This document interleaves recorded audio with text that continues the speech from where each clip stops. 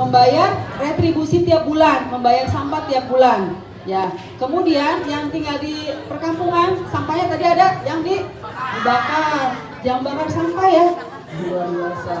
Kemudian diapakan lagi? Kubur, buat gali terus dikubur. Ada lagi? Ada yang buang di kali? Ada yang buang di kali? Enggak ya? Nah, syukur alhamdulillah tidak buang di kali. Kemudian ada lagi yang buang di kebun orang. Ada? Kalian tahu kalau lewat gitu ya, ada yang pakai motor, bawa motor, terus sambil bawa kantong plastik, taruh di pinggir jalan, terus kabur. Sering lihat begitu? Banyak ya tumpukan-tumpukan sampah di pinggir-pinggir jalan, itu ulah orang-orang yang tidak bertanggung jawab karena perilakunya tidak baik. Jangan sampai dicontoh. Adik-adik bisa tegur kalau misalkan menemukan orang-orang yang sambil lewat nih jalan naik motor, kemudian bawa kantong plastik isinya sampah, kemudian taruh di pinggir jalan. Kalian bisa tegur ya, kalian anak-anak yang beragama, berpendidikan, tahu bagaimana dan caranya membuang sampah ya, tidak di pinggir jalan. Itu mengganggu pemandangan juga, terus juga bisa menimbulkan penyakit luar biasa ya. Terus ada lagi yang setelah penuh akhirnya dibakar sampai terjadi kebakaran. Tahu ya berita-beritanya sekarang ini, sekarang sudah ada perbuknya, barang siapa yang membakar sampah itu bisa kena dendanya 500.000 ya. Siapa yang membakar sampah, apalagi membakar sampah di pinggir jalan, itu bisa kena denda ya. Itu langsung perintah dari Pak Bupati sendiri ya. Kemudian untuk kalau sampah jelantah, ada tahu jelantah? Ya, minyak jelantah, tahu itu termasuk limbah B3 ya. Oli juga itu termasuk limbah B3 cair. Kalau minyak jelantah ini kemana kan? Dibuang kemana? Got. Kalau di got itu bisa bikin mampet ya. Mana kan sampah? Bisa, minyak jelantah itu limbah B3 bisa didaur ulang. Salah satunya bisa buat bikin sabun, kemudian juga buat bikin lilin ya, bisa buat lilin. Kemudian kalau di bank sampah ditampung, nanti itu ada pengepul yang ambil jelantah tersebut. Jelantahnya untuk apa? Jelantahnya untuk diekspor ya, karena jelantah itu termasuk turunan CPO, diekspor ke Eropa untuk dijadikan bahan baku biodiesel ya.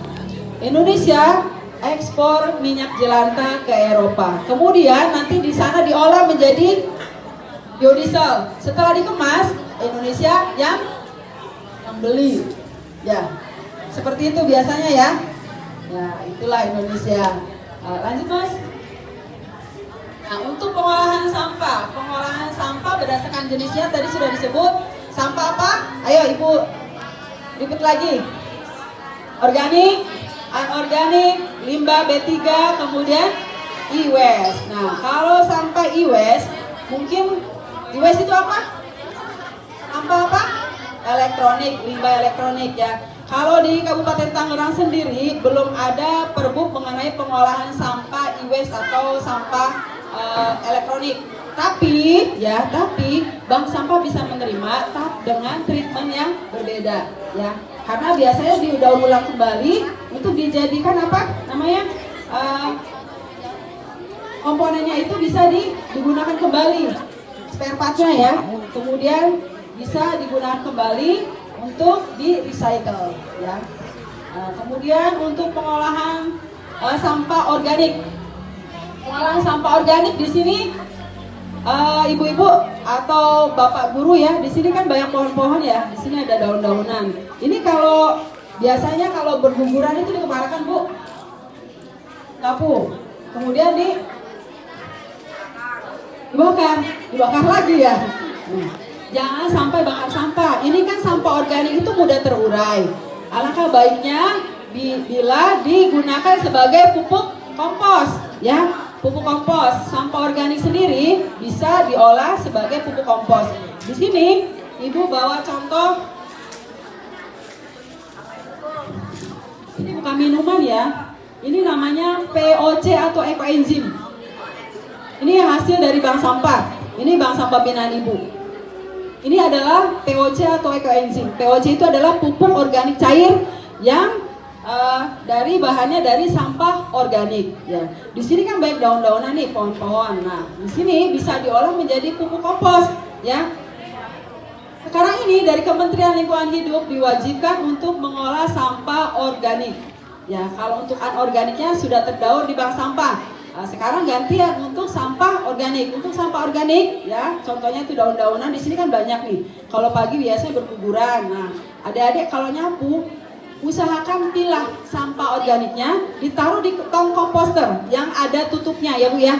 Ada tutupnya. Kemudian ditaruh. Nanti untuk cepat penguraian bisa pakai POC. Nah, nanti setelah 90 hari, adik-adik atau di sekolah ini bisa panen kompos. Kalau mau menanam tidak usah beli kompos, bisa dari hasil sampah yang ada di sekolah. Ya, ini namanya ekoenzim. Biasanya Ibu bikin varian ya, ada varian serai, kemudian juga ada jeruk. Ini standar baku internasionalnya adalah 1310. Ya. Penemu ekoenzim adalah profesor dari Thailand, kemudian dikembangkan di Malaysia, sekarang sudah mendunia. Bahkan sudah diwajibkan dari kementerian, semua harus bisa mengolah sampah organik. Ini dari sampah organik. Fungsi POC itu apa? Tadi POC itu apa? Pupuk organik? Organik cair, ya. Tadi standar bakunya berapa? Ayo. Standar baku pembuatan komposisinya berapa? 1,3,10. 1 kilo gula aren atau molase kalau ada molase ya. Kemudian 3 kilo sampah organik, bisa buah-buahan yang jatuh, buah-buahan busuk ya, kemudian sayur-sayuran yang belum diolah. Kemudian ditambah dengan 10 liter air. Dicampur semua bahan, difermentasikan selama, kalau untuk menjadi POC cukup 21 hari. Tapi kalau ingin menjadikan ekoenzim itu sampai 3 bulan ya. Difermentasikan selama, kalau untuk POC 21 hari, ekoenzim berapa? 3 bulan. Nah, manfaat POC sendiri itu apa? Manfaatnya dari POC sendiri adalah untuk penyubur tanaman. Bagi kalian yang di rumahnya atau di sekolah menanam buah-buahan ataupun semacam pohon peneduh ini ya, ini bisa sebagai penyubur, pengurai, kemudian juga penghumus tanah, penyubur tanah. Kalau 3 bulan bisa menghasilkan apa? Ekoenzim. Manfaat ekoenzim itu apa? Ada yang tahu manfaat ekoenzim? Ini luar biasa manfaatnya kalau sudah 3 bulan jadi ekoenzim. Manfaatnya ya buat tanaman juga sebagai kompos, kemudian juga sebagai pupuk cair, kemudian bisa untuk pengurai toilet. Yang punya toiletnya mampet ya, bisa disiram pakai ekoenzim. Kemudian yang punya luka diabetes basah ya, yang punya luka diabetes basah bisa direndam dengan ekoenzim.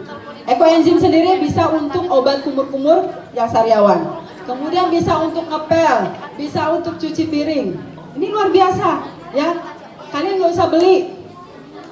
Bahannya ada di sekitar kita. Cukup, tadi standarnya berapa? 1,3,10. Satunya apa? 1 kilo gula aren atau gula Jawa atau molase ya. Kalian tahu molase? Molase itu adalah tetes gula yang tidak jadi, warnanya coklat. Kemudian tiganya apa? Tiganya 1,3,10. Tiganya apa? Tiganya apa tiga? Ayo. Tiganya itu adalah sampah organik, bisa buah-buahan, ya, kemudian sayur-sayuran. Nah, kemudian yang 10-nya apa? Air. semua dicampur ya, sayur-sayuran atau buah-buahan dicacah, kemudian dicampur, diaduk, difermentasikan. Kalau untuk jadi POC berapa hari? 21 hari. Kalau ini menjadi koenzim berapa hari? 3 bulan. Pintar, luar biasa perempuanku nih. Ya, ya, nanti kalian bisa buat ya. Ini bisa dijual juga. Ya, kalau untuk POC sendiri bisa dijual. Di pasar Pak ini dijual dengan harga 5.000 satu botol 600 ml. Ya, kalau ekoenzim lebih mahal lagi karena memang fermentasinya selama 3 bulan. Ya.